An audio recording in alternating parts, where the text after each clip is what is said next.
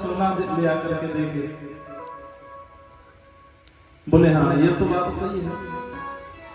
अच्छा ठीक है कोई बात नहीं, अयोध्या के खजाने की चाबी जाओ मान लो तुम्हारी हो गई, खजाना अयोध्या का तुम्हारा हो गया।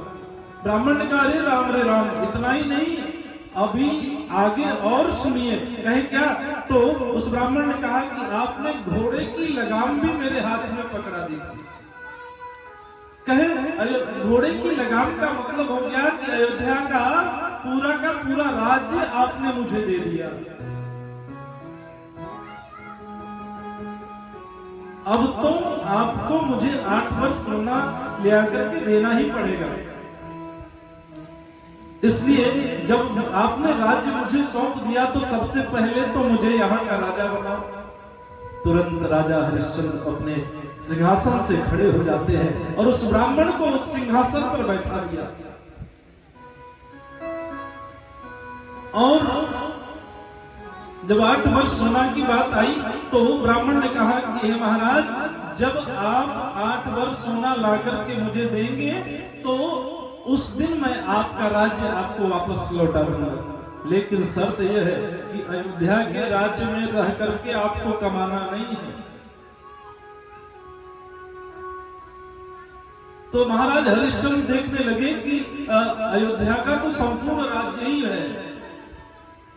चक्रवर्ती राजा हरिश्चंद्र संपूर्ण विश्व जो है अयोध्या के राज्य में जब आने लगा, तब बोले कि महाराज हम जाएं कहां?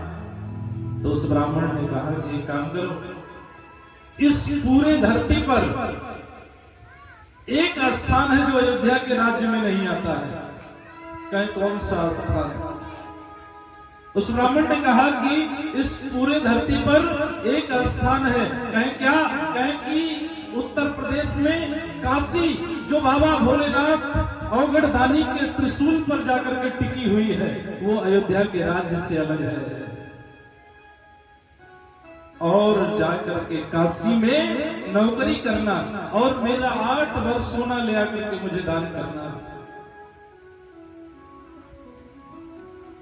महाराज हरिश्चंद्र ने कहा कि ठीक है, मैं काशी चला जाऊंगा, काशी जी जाकर के आपके लिए नौकरी करूंगा, वो 8 वर्ष सोना मैं ले आकर के आपको दूंगा।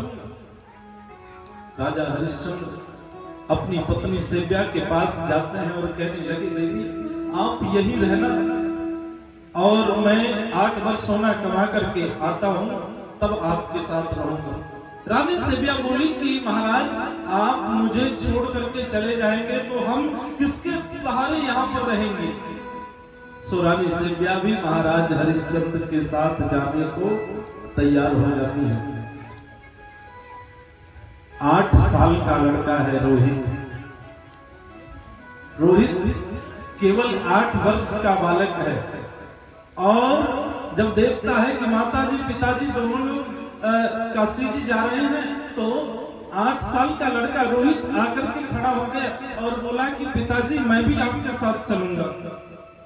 हरिश्चंद्र ने कहा कि सेव्या इसे समझाओ, ये धर्म के काम में बाधा करेगा, धर्म के काम में आड़े आएगा, सो इसे बोलो कि यही अयोध्या में रह जाए। लेकिन प्यारे कहते हैं ना कि शेर के बेटे को दहाड़ना नहीं सिखाया जाता, सांप के बेटे को काटना नहीं सिखाया जाता, बिच्छू के बेटे को डसना नहीं सिखाया जाता। वैसे ही हरिश्चंद्र के बेटे को यह नहीं सिखाना है कि धर्म क्या होता है। 8 साल का बेटा रोहित अपने पिता के साथ जाने के लिए तैयार हो गया। अयोध्या जी से काशी की दूरी 220 किलोमीटर है। 7 दिन 7 रात राजा रानी और 8 साल का बेटा रोहित अयोध्या से काशी के लिए प्रस्थान करते हैं। 7 दिन और 7 रात चलते रहे। बाबा श्री कहते हैं कि चलते चलते रानी की वो दशा हो गई कि अब चला भी नहीं जा रहा था। बाल बिखर गए, कहीं कांटों से फंस करके उनके पल्लू फट जा रहे हैं, तो कहीं पांव में कांटे धस जा रहे हैं। 7 दिन और 7 रात महाराज हरिश्चंद्र और रानी सेविया चलती रही बेटे को लेकर के। बाबा श्री कहते हैं कि रानी भई लाचार चलते चलते,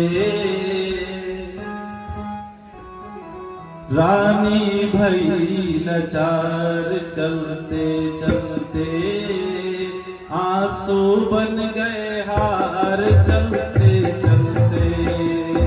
रानी भई लाचार चलते चलते, आंसू बन गए हार चलते चलते।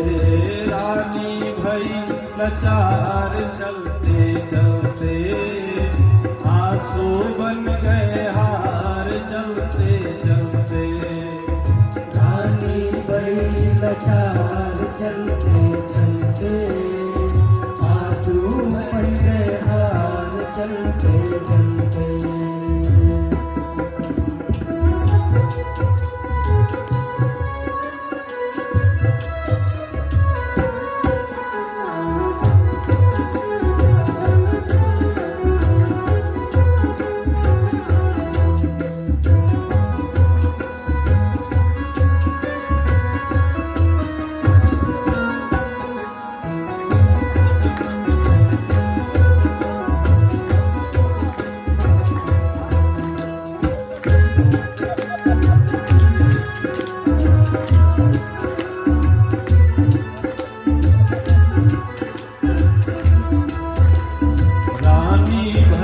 लाचार चलते चलते, आंसू बन गए हार चलते चलते।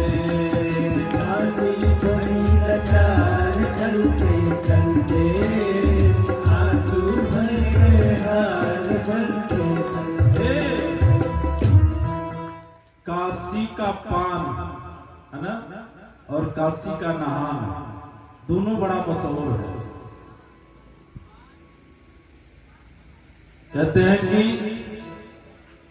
जहां के कंकड़ कंकड़ में शंकर निवास करते हैं वो है श्रीधाम काशी। किसी किसी ने तो ये तक कह दिया कि जहां की मिट्टी पारस है बाबू वही बनारस है। ऐसी काशी की महिमा है, बाबा विश्वनाथ की महिमा है। तो आज राजा हरिश्चंद्र अपनी पत्नी सेव्या को लेकर के काशी में जब प्रवेश किए, आधी रात हो गई थी। 7 दिन 7 रात चलते रहे। आधी रात को जब काशी के चौराहे पर पहुंचे हैं तो देखते क्या है कि चारों तरफ सन्नाटा छाया हुआ है। ठंडी का मौसम है और सन्न सन्न हवाएं चल रही हैं। सब लोगों के दरवाजे बंद पड़े हैं, कोई बाहर दिखाई नहीं दे रहा है। आधी रात को काशी के चौराहे पर जाकर के राजा हरिश्चंद्र हाथ जोड़ करके ऐलान करते हैं, प्रार्थना करते हैं